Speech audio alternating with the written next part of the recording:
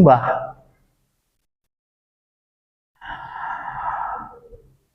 Akan tetapi mereka enggan menetapkan tauhid uluhiyah. Dan inilah inti kekufuran mereka. Karena apalah artinya mengakui, meyakini rububiyah, namun tujuan diciptakan yaitu beribadah, mereka malah tidak beribadah kepada Allah, yang itu adalah inti daripada tauhid uluhiyah. Sehingga mereka enggan menetapkan tauhid uluhiyah, dan inilah inti kekufuran orang-orang musyrikin terdahulu. Allah Ta'ala sebutkan perkataan mereka, orang-orang musyrikin terdahulu, dalam Al-Quran surat As-Sad ayat 5 sampai 6. Aja'ala al-alihata ilaha wahida inna hadha la syai'un ujab.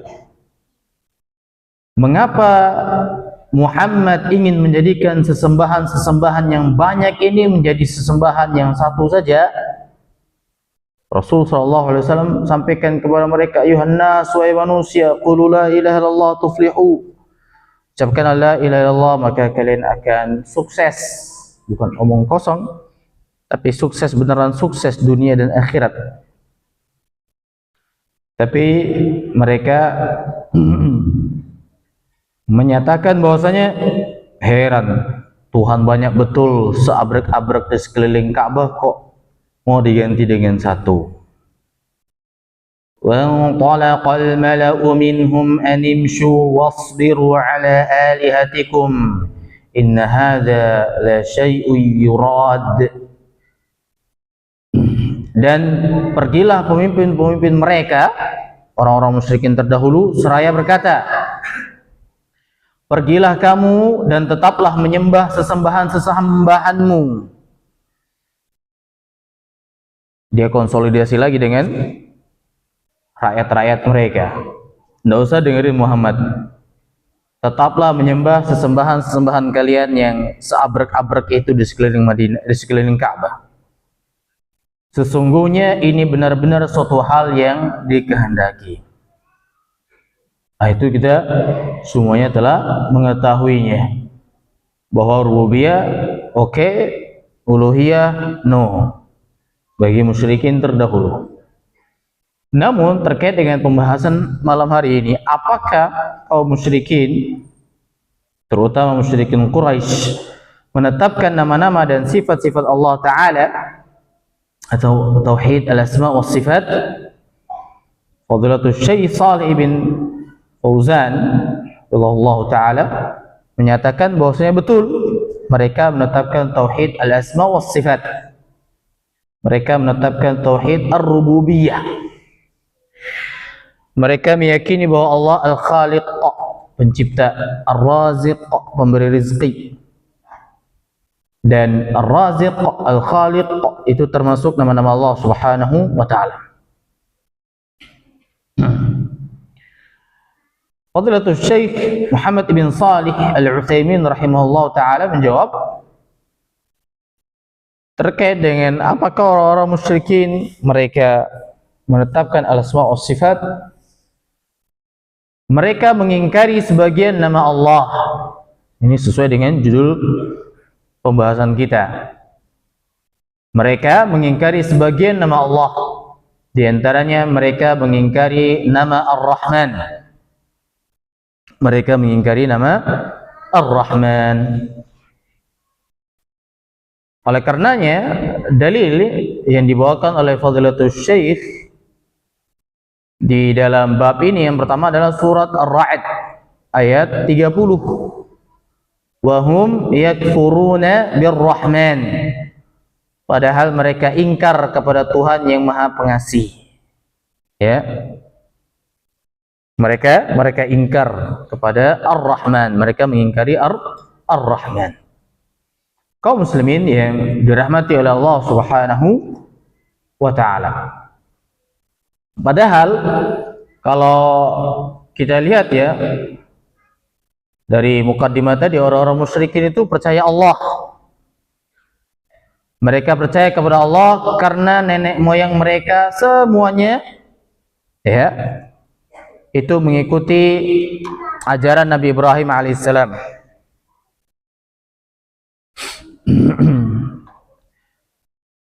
Dan seluruh orang-orang Quraisy adalah keturunan Ismail ibn Ibrahim, sehingga mereka tahu adanya Allah Subhanahu wa taala. Oleh karena itu banyak nama-nama dari orang-orang Quraisy bernama Abdullah, hamba Allah. Mereka mengakui, mereka menetapkan rububiyah Allah Subhanahu wa taala. Ya. Demikian juga kisah yang telah kita kisahkan dalam kajian tafsir, juga kajian sirah. Ketika Abraha ingin menyerang Ka'bah, Abdul Muttalib datang kepada Abraha karena hewan ternaknya juga diambil. Dia datang menemui Abraha untuk urusan ternaknya. Lalu dia mengatakan, wal Ka'batu laha rabbun yahmiha. Adapun Ka'bah memiliki Tuhan yang akan menjaganya. Urusan saya, balikin hewan ternak saya. Ka'bah ada yang punya.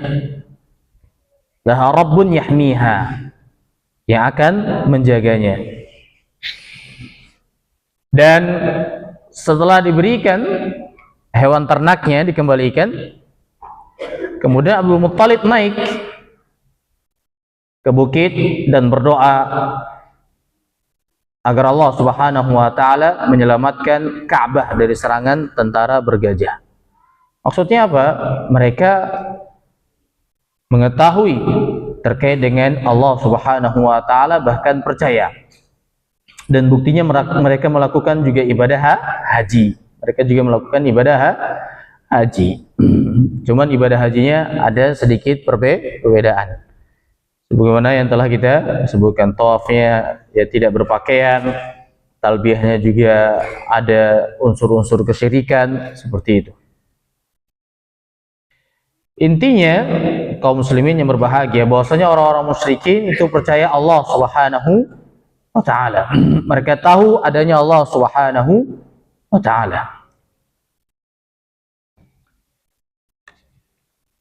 Adapun terkait dengan Ar-Ra'd ayat 30, orang-orang musyrikin mereka bukan mengingkari adanya Allah Subhanahu wa taala.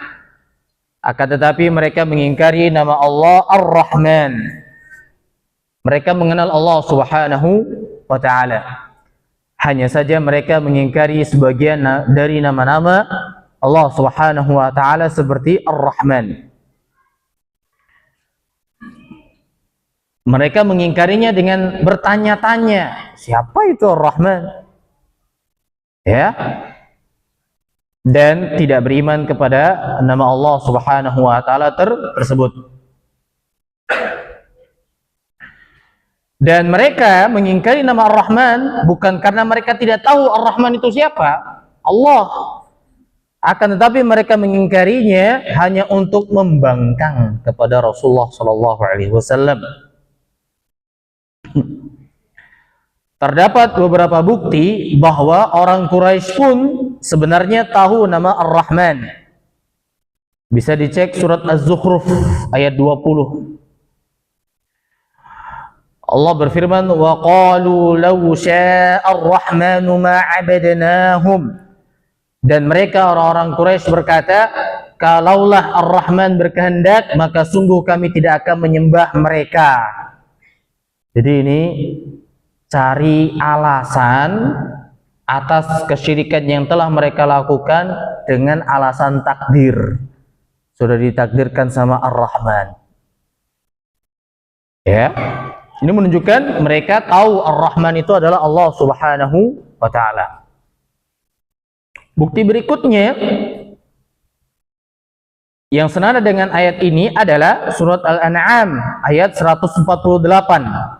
Lau sya'allahu ma asyrakna. Jikalau Allah Azza wa Jalla berkehendak, maka kami tidak akan berbuat syirik. Ini menunjukkan apa? Ar-Rahman bahwa Ar-Rahman dalam keyakinan mereka adalah Allah Azza wa Jalla.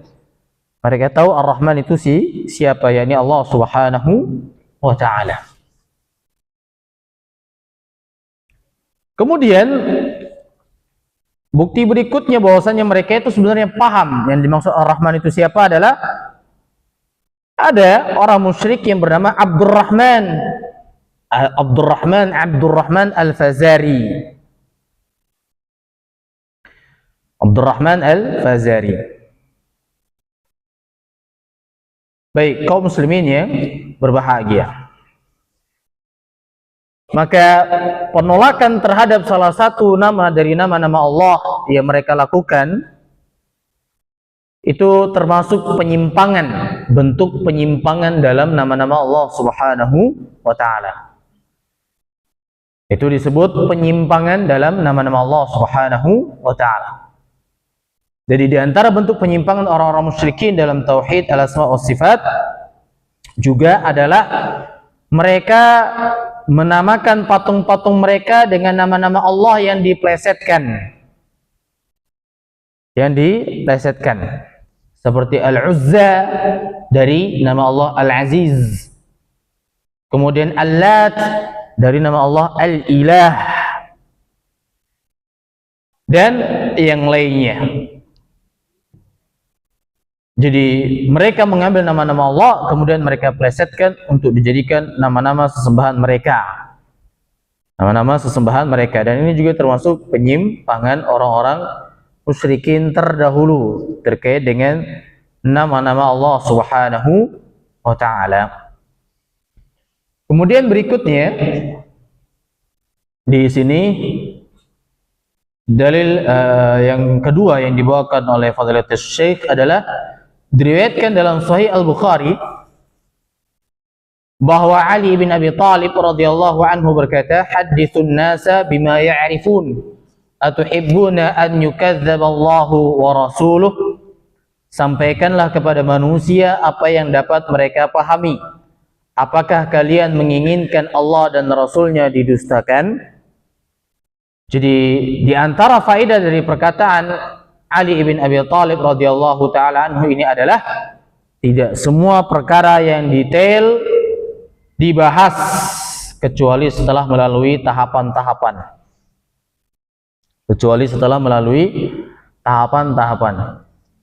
Kemarin sudah masuk mukaddimah kedua, harusnya malam ini mukaddimah ketiga. Kita ingin membahas satu hal terkait dengan tauhid, penyimpangan dalam tauhid al-asma wa sifat. Tapi di sini ada haditsun nas bima ya'rifun, sampaikanlah kepada manusia apa yang dapat mereka pahami. Maka mukaddimah part ketiganya kami cancel. Karena itu ada hal-hal yang memang harus dijelaskan secara tuntas, dan juga jamaah juga kalau malam ini turun, sebelumnya harus turun, besoknya harus turun. Baik, kaum muslimin yang berbahagia.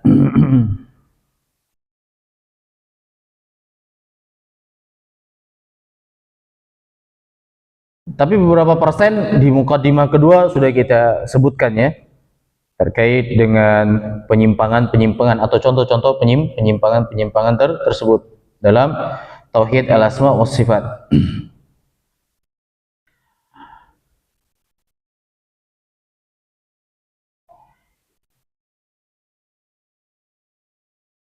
Terkait dengan hal ini, walhamdulillah kita patut bersyukur kepada Allah Subhanahu wa taala bahwa Al-Qur'an itu mudah untuk dipahami. Ya, Al-Qur'an itu mudah untuk dipahami. Semua orang yang mendengar bahwasanya Allah Subhanahu wa taala As-Sami', Maha mendengar, Allah Subhanahu wa taala Al-Basir, Maha melihat, Allah Subhanahu wa taala Al-Azim, Maha agung, Al-Ali, Maha tinggi, semua akan paham dengan mudah bahwasanya itu adalah nama-nama Allah Subhanahu wa taala yang terkandung dalamnya sifat-sifatnya. Tapi terkadang yang bikin sulit adalah adanya syubhat yang merasuki pemikiran seseorang, sebagaimana syubhat yang menyerang pemikiran kelompok yang menyimpang dalam tauhid al-asma was sifat. Intinya, jika seseorang ingin teguh dalam tauhid al-asma was sifat, hendaknya kita berpegang teguh dengan perkataan Al-Imam Malik rahimahullahu ta'ala ketika beliau ditanya oleh seorang tentang bagaimana istiwanya Allah subhanahu wa ta'ala. Maka seketika beliau terdiam dan bercucuran keringat karena beliau tidak menyangka akan ada orang atau ada orang yang bertanya perihal tersebut kepada beliau. Setelah beberapa saat beliau terdiam, Al-Imam Malik rahimahullah ta'ala menjawab, al-istiwa'u ghairu majhul. Istiwa itu adalah suatu hal yang dimaklumi sudah dalam bahasa Arab itu. Istiwa itu maknanya apa? Sudah dimaklumi. Sudah dimaklumi. Wal kaifu ghairu ma'qul.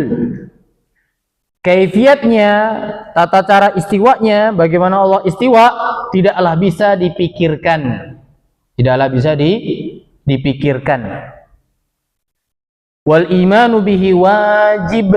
Beriman tentangnya, tentang istiwa Allah, tentang Allah beristiwa adalah wajib. Was-su'alu anhu bid'ah. Dan bertanya tentang kaifiat bagaimana Allah beristiwa adalah sebuah kebid'ahan. Wa ahsabuka rajulu sawin. Sungguh aku menyangka bahwa Anda adalah orang yang buruk. Setelah mengatakan demikian, Al-Imam Malik rahimahullah memerintahkan agar orang tersebut dikeluarkan dari majelis beliau. Jadi perkataan Imam Malik rahimahullah ta'ala ini adalah sebuah kaidah yang agung. Ya. Tentu kita tidak tahu tentang bagaimana tangan atau wajah Allah subhanahu wa ta'ala. Karena untuk mengetahuinya kita harus tahu terlebih dahulu tentang bagaimana zat Allah subhanahu wa ta'ala. Kita bisa tahu ini kayu karena kita bisa tahu sifat-sifat kayu ya, karena kita sudah melihat zat kayu tersebut. Kita tahu sifat-sifat air karena kita sudah lihat zat air itu bagaimana. Maka ketika berbicara tentang sifat Allah seperti tangan atau wajahnya, maka kita tidak mungkin bisa memikirkannya karena kita tidak tahu bagaimana zat Allah subhanahu wa ta'ala. Ahlu sunnah wal jamaah menetapkan sifat bagi Allah bukan berarti mereka menyamakan antara Allah dengan makhluk. Karena semuanya Allah maha agung zatnya, maha agung wajahnya, maha agung tangannya, dan sama sekali berbeda hakikatnya dengan apa yang ada pada makhluk. Kaum muslimin yang berbahagia, di dunia ada perempuan, di surga juga ada perempuan. Apakah sama atau tidak? Sama apa enggak? Beda. Udah pernah masuk surga ini? Hah? Sudah nazar duluan ini, Masya Allah.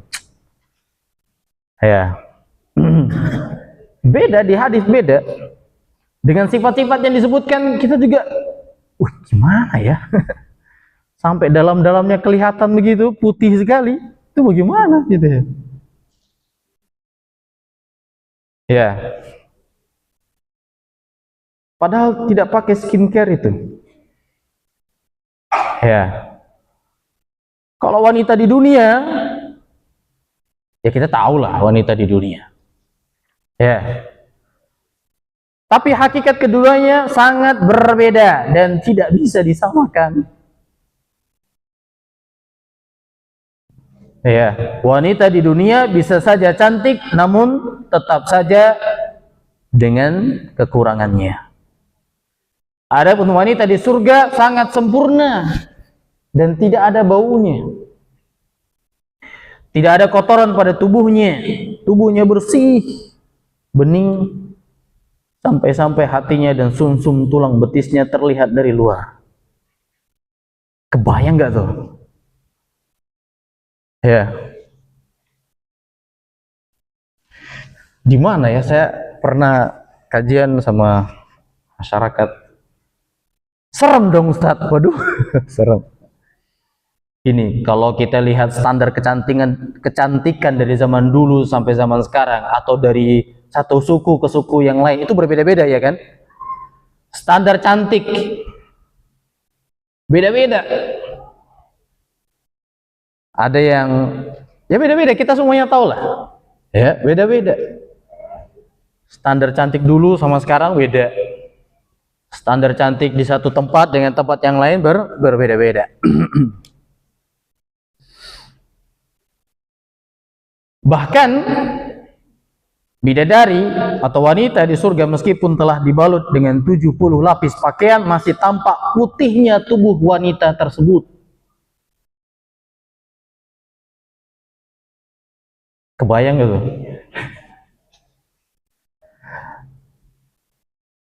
Tentu nalar kita tidak akan bisa membayangkannya, karena kita belum lihat zatnya. Maka tentu kita lebih tidak bisa lagi membayangkan bagaimana zat Allah. Oleh karenanya, kita mencukupkan diri dengan beriman terhadap sifat-sifat Allah yang ada infonya valid. Firman Allah, sabda Rasulullah sallallahu alaihi wasallam. Sebagaimana salafun salih berkata, amirruha kama ja'at bila kaif. Imani saja sebagaimana yang sampai keterangannya kepada kita, yang valid ya, yang sahih. Ayat suci Al-Quran, hadis Nabi sallallahu alaihi wasallam yang sahih. Bila kaif, tanpa menanyakan kaifiat atau bagaimananya. Ya, kaum muslimin yang dirahmati oleh Allah Subhanahu wa taala. Kemudian berikutnya Fadilatul Syekh menyebutkan dalil yang ketiga. Kata beliau, Abdul Razzaq meriwayatkan dari Ma'mar, dari Ibn Tawus, dari bapaknya, dari Ibnu Abbas radhiyallahu anhu, bahwa dia melihat seseorang merasa risih tatkala mendengar hadis Nabi sallallahu alaihi wasallam tentang sifat-sifat Allah Subhanahu wa taala, karena merasa terganggu dengan hal tersebut. Maka Ibnu Abbas radhiyallahu anhu berkata, "Ma faraqu haula?" Ada apa dengan mereka? Kok risih tatkala mendengar hadis Nabi sallallahu alaihi wasallam tentang sifat-sifat Allah? Yajiduna riqqatan 'inda muhkamihi wa yahlikuna 'inda mutasyabihi. Mereka mau menerima ketika dibacakan ayat-ayat yang jelas, akan tetapi mereka tidak menerima ketika disebutkan tentang ayat-ayat yang mutasyabih. Kaum muslimin yang berbahagia, ketahuilah bahwasannya tidaklah seseorang mengingkari sifat-sifat Allah kecuali dia punya syubhat yang bercokol di kepalanya. Di mukadimah kedua kemarin kita sudah sampaikan, ketika sifat Allah memiliki sifat tangan, ya kan? Maka di pikiran dia udah kayak makhluk. Akhirnya sifat tangan tersebut ditakwilkan, atau kalau enggak ditolak. Ya. Padahal ayatnya jelas, laisa kamitslihi syai', tidak ada yang semisal dengan Allah Subhanahu wa taala, wa huwas samiul basir. Dan Allah Maha mendengar. Berarti sifatnya mendengar. Apakah sama dengan makhluk? Ya beda. Itu udah kaidah ayat itu tuh, laisa kamitslihi syai', tapi ujungnya wa huwas samiul basir.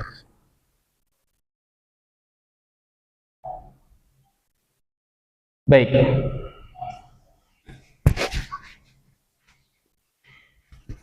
Kemudian sebagai contoh, ketika orang dimotivasi untuk sholat malam dengan dibawakan hadis, yanzilu rabbuna tabaraka wa ta'ala Rabb kita tabaraka wa ta'ala turun pada setiap malam ke langit dunia pada sepertiga malam terakhir. Allah berfirman, "Man yad'uni fa astajib lah." Siapa yang berdoa kepadaku akan aku kabulkan. Siapa yang minta kepadaku aku akan berikan. Siapa yang minta ampun kepadaku aku akan ampuni pasti. Maka orang yang masih dalam fitrahnya yang lurus, bersih, ketika mendengar hadis ini pasti akan menerima dan termotivasi untuk beramal. Amir ruha kama ja'at, kata para salafun salih. Bila kaif, imani saja sebagaimana yang sampai keterangannya kepada kita tanpa menanyakan kaifiatnya bagaimananya. Hadis ini juga diriwayatkan oleh Al-Imam Al-Bukhari dan Al-Imam Al-Muslim dan Al-Imam Muslim. Ya, maka orang yang ada syubhat di kepalanya, nasallallahu alaihi wasallam terkait dengan sifat-sifat Allah, maka dia menyikapinya dengan dua. Pertama, menolak hadis-hadis tentang sifat seperti Allah turun ke langit dunia. Yang kedua adalah paling tidak mereka menakwilkan hadis-hadis tersebut. Mentakwilkan hadis-hadis tersebut. Baik. Terakhir, dalil yang dibawakan oleh Fadilatul Syekh adalah, kata beliau, ketika orang-orang Quraisy mendengar Rasulullah sallallahu alaihi wasallam menyebut Ar-Rahman, mereka pun mengingkarinya. Maka Allah menurunkan firman-Nya surat Ar-Ra'd ayat 30, wa hum yakfuruna bir-Rahman, dan mereka kufur terhadap Ar-Rahman. Penolakan atau pengingkaran orang-orang Quraisy terhadap nama Allah Ar-Rahman terjadi tatkala perjanjian Hudaybiyah. Kesepakatan antara kaum muslimin dengan orang-orang Quraisy untuk melakukan genjatan senjata.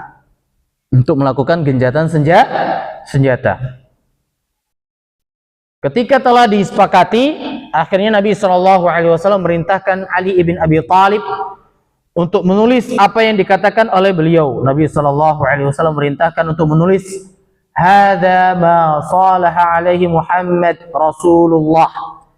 Inilah yang telah disepakati oleh Muhammad Rasulullah. Maka orang-orang musyrikin Quraisy berkata, "La in kunta Rasulullah tsumma qatalnak laqad zalamnak."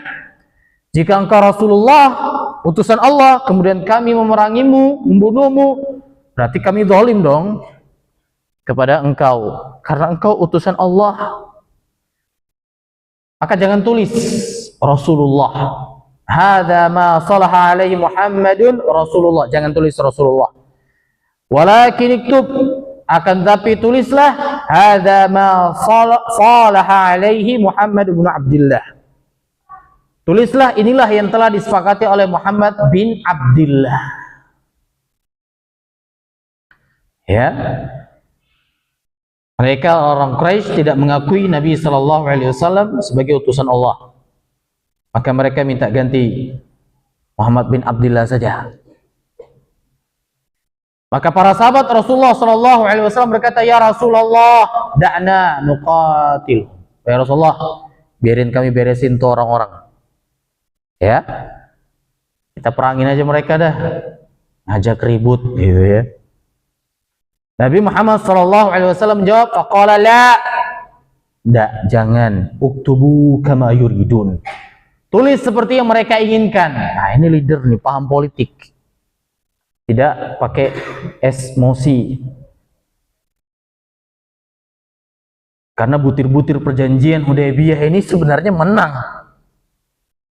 Ya, orang-orang muslimin. Tulis seperti yang mereka inginkan. "Ini Muhammad bin Abdullah." Sungguh aku memang Muhammad bin Abdullah. Selalu aja. Ketika Ali radhiyallahu anhu menulis Bismillahirrahmanirrahim, orang-orang Quraisy kembali menyelak.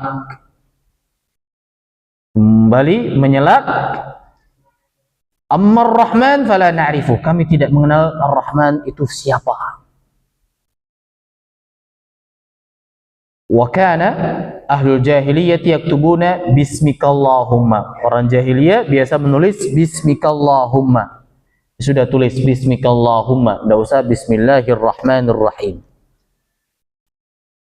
Para sahabat mendengar itu, wah, naik lagi ya kan? Kita perangi aja udah mereka ini.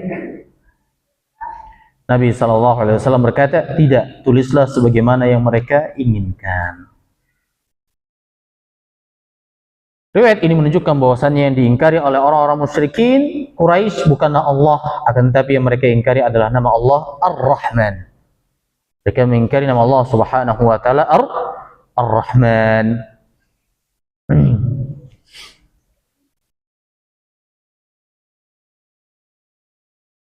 Dalam riwayat yang lain mereka mengatakan, "Ma na'rifur Rahman illa Rahman al-Yamamah." Kami tidak mengetahui Ar-Rahman kecuali Rahman al-Yamamah. Maksudnya nabi palsu, Musailamah al-Kazzab. Intinya mereka ngece lah gitu ya, cari perkara. Padahal Allah Subhanahu wa taala memiliki nama-nama yang husna. Dalam surat Al-A'raf ayat 180 Allah berfirman, "Walillahil asmaul husna fad'uuhu biha wa dharul ladzina yulhiduna fi asma'ihi sayujzauna ma kanu ya'malun." Allah memiliki al-asmaul husna, nama-nama yang paling indah. Oleh karena itu, berdoalah kepadanya dengan menyebut nama-nama tersebut dan tinggalkanlah orang-orang yang menyimpang dari kebenaran dalam menyebut nama-namanya. Nanti mereka akan mendapat balasan terhadap apa yang telah mereka kerjakan tersebut.